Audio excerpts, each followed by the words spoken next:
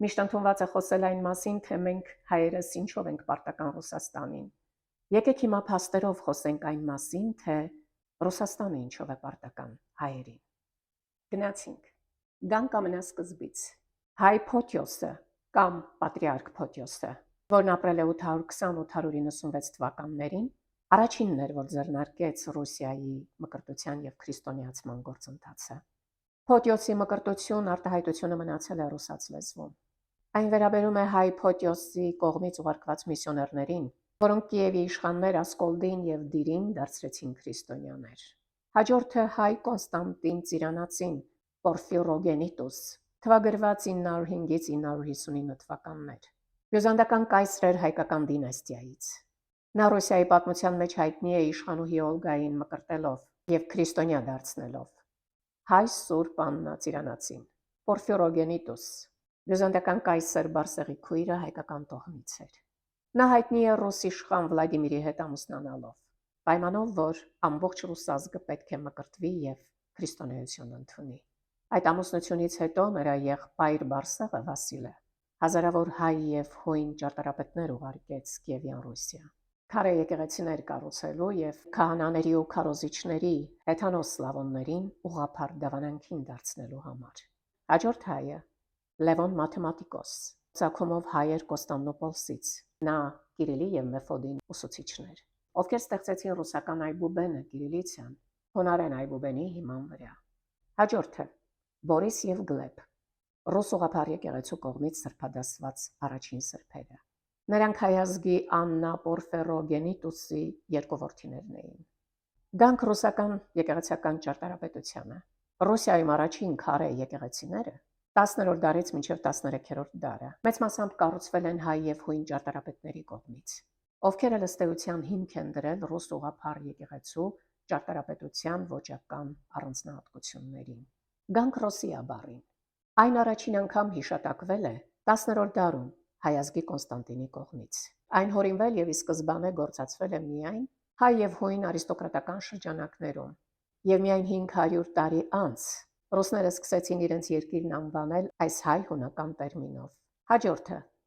հայ ազգի Կոնստանտին Մոնոմախ, բյուզանդական կայսր հայկական դինաստիայից, որի ժառանգներից մեկը Ռուսաստանի մեծ իշխան Վլադիմիր Մոնոմախն էր։ Հաջորդը Գյորգի հաղթանակող, նույն ինքը Գյորգի Պոբեդոնոսец, սուրբ, որը պատկերված է Ռուսաստանի և Մոսկվայի զինանշանների վրա։ Հայտնի է, որ նրա հայրը Գերոնտինոսը ապրել է փոքր հայքում և եղել է Սեբաստիա քաղաքի քաղաքապետը։ Գյորգի Պոբեդոնոսецը ծնվել է փոքր հայքի Մարժակ քաղաքում Կեսարիայում, նույն այն քաղաքում, որտեղ ծնվել է ամենայն հայոց առաջին կաթողիկոս Սուրբ Գրիգորը, ամենայն հայոց երկրորդ կաթողիկոս Սուրբ Վրդանեսը և նրա որդին Սուրբ Գրիգորիոսը։ Հաջորդը Էլրեգիստան, հայ ազգի բանաստեղծ, ով Միխալկով ավագի հետ գրել է Ռուսաստանի օրներգի խոսքերը։ Եվս մեկ բան, Ռուսաստանի զինանշանի վրա պատկերված երկգլխանի արծիվը։ 1-5-րդ դարերում այն մեծ հայքի զինանշանն էր, այնուհետև մնաց բազմաթիվ հայկական իշխանական տոհմերի զինանշան որպես, և նրանց միջոցով Բյուզանդիայից 15-րդ դարում հասավ Ռուսիա, դառնալով Ռուսաստանի զինանշանը։ Գանք Կազանի գրավմանը։ Իվանահեղ ցարի կողմից Կազանի գրավմանը մասնակցել է նաև հայ հրետանավորների գունդը, և այդ հայ ռազմիկների հիշատակին Իվանահեղը հրամայեց Մոսկվայի Կարմիր հրապարակում գտնվող Բարսեղ երանելու, այն է Վասիլի Բլաժեննիի տաճարի 8 եկեղեցիներից մեկը անվանել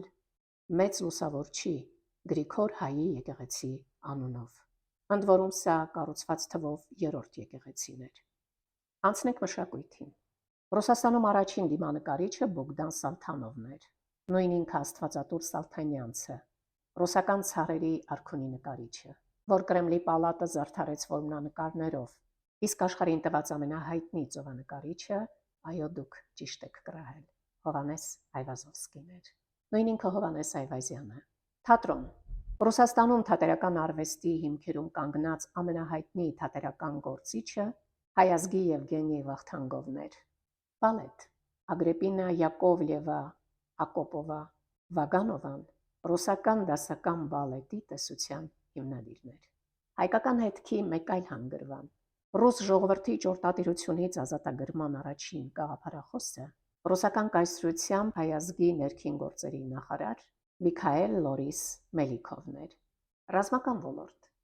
Ռուս-պարսկական պատերազմներ։ 18-ից 19-րդ դարերի բոլոր ռուս-պարսկական պատերազմների ժամանակ Ռուսաստանի կողմից կռվող Հարավային Կովկասի գրեթե ամբողջ աշխարհազորը կազմված էր էթնիկ հայերից,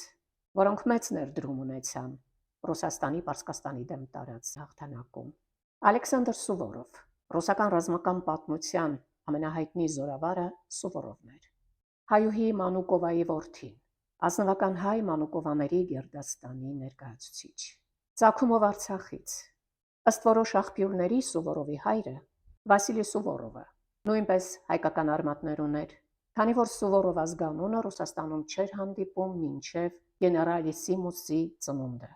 Մինչդեռ Սուվարյան ազգանունը մինչ օրս էլ տարածված է հայերի մոտ։